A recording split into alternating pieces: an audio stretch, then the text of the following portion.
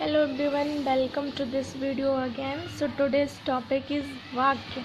परिभाषा क्या होती है? शब्दों के सार्थक समूह को वाक्य कहते हैं और यहाँ पर सार्थक का मतलब है जो एक सीक्वेंस वे ऑफ सेंटेंस पूछा गया है यहाँ पर।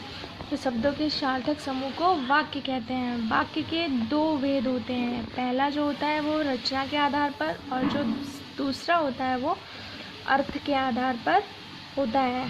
हम पहले रचना के आधार पर जो वाक्य होते हैं उनको डिफाइन करेंगे। तो रचना के आधार पर तीन तरह के वाक्य होते हैं। पहला सरल वाक्य, दूसरा संयुक्त वाक्य और तीसरा जो पार्ट होता है वो होता है आपका मिश्र वाक्य। अब हम पहले सरल वाक्य के बारे में बात करते हैं। तो जो सरल वाक्य होता है इसमें क्या होता है कि एक ही क्रिया, लिख लेते हैं परिभाषा, इसमें think it has a problem। इसमें एक कर्ता और एक ही क्रिया होती है। देखेंगे कैसे होती है। एक ही क्रिया होती है।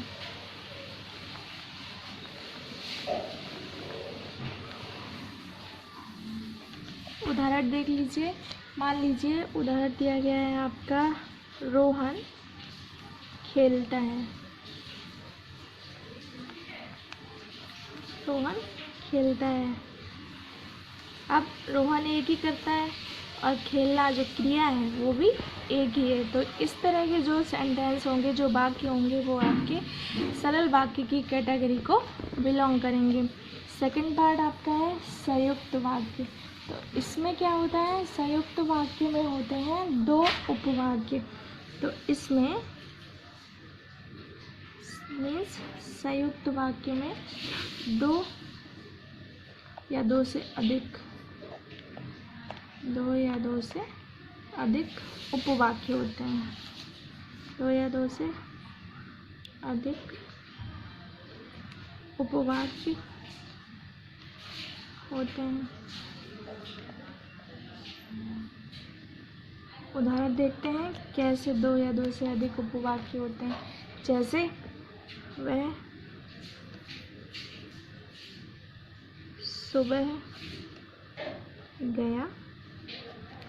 सुबह गया और शाम को वापस आ गया।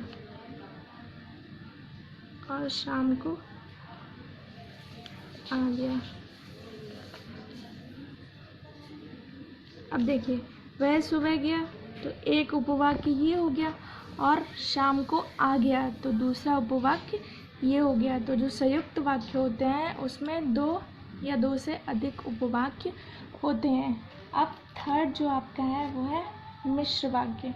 अब इसमें क्या होता है, मिश्र वाक्य में जो है इसमें एक तो सरल वाक्य होगा आपका, मतलब सरल वाक्य में क्या होता है, एक कर्ता और एक क्रिया। तो मिश्र वाक्य में एक सरल वाक्य और सरल वाक्य के साथ साथ मिश्र वाक्य में आपका कम से कम एक उपवाक्य अवश्य होगा। इसमें एक सरल वाक्य तथा एक उपवाक्य होगा। उदाहरण देखते हैं कैसे होगा। तो उदाहरण आपका मान लीजिए, जो लड़का वहाँ बैठा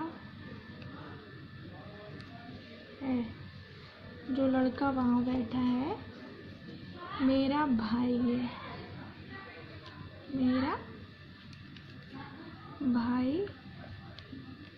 है। तो ये हो गया आपका सरल वाक्य और दूसरा आपका हो गया उपवाक्य। तो आई होप ये जो 3 टाइप्स हैं, सरल वाक्य, संयुक्त वाक्य, मिश्र वाक्य, ये आपको यहाँ पर क्लियर हो गए होंगे। नेक्स्ट जो सेकंड टाइप चलते हैं यहाँ अर्थ के आधार पर। अब इसके कितने पार्ट होते हैं वो देखते हैं।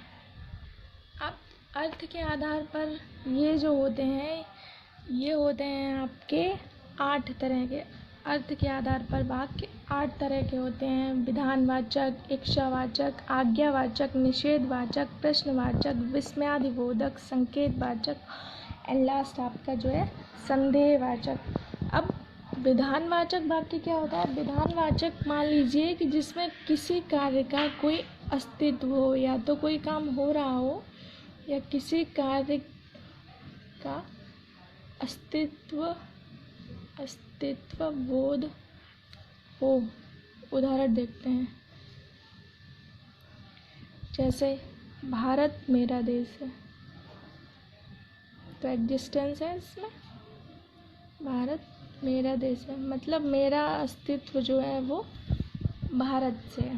दूसरा आपका इच्छावाचक, तो नाम से ही पता है इसमें इच्छा व्यक्त की गई हो, जिसमें हम ब्लेसिंग्स देते हैं या कर्स देते हैं, श्राप देते हैं, इच्छा व्यक्त की जाए। इच्छा दो अच्छी या बुरी किसी भी तरह की हो सकती है। तो इच्छावाचक में है आप दीर्घायु हों, आप दीर्घायु हों, ब्लेसिंग हो गई। नेक्स्ट हो गया आपका आज्ञावाचक, नाम से ही समझ आ रहा है इसमें आज्ञा दी जाएगी, जो टीचर स्टूडेंट्स को देते हैं या हमारे बड़े हमको देते हैं, इसमें आज्ञा दी जाएगी। या मालिक नौकरों को देता है, इधर आओ वहाँ मत बैठो, उधर जाओ वहाँ खड़े हो जाओ। तो इस तरह के जो वाक्य होंगे वो आपके आज्ञावाचक वाक्य में जाएंगे। नेक्स्ट है आपका निषेधवाचक, नाम से ही क्लियर हो रहा है कि इसमें नेगेटिविटी की बात हो रही है, इसमें निषेध होगा, मीन्स ना, नहीं, इस तरह के जब भी आपको शब्द लिखे हुए दिखाई दें तो वो आपके निषेधवाचक वाक्य में जाएंगे। मतलब मैंने आज खाना नहीं खाया, तो ये हो गया आपका निषेधवाचक। नेक्स्ट है आपका प्रश्नवाचक, हमें समझ आ रहा है कि प्रश्नवाचक है तो मतलब प्रश्नवाचक शब्दों का यूज़ अवश्य ही किया जाएगा और अंत में प्रश्नवाचक चिन्ह भी होगा।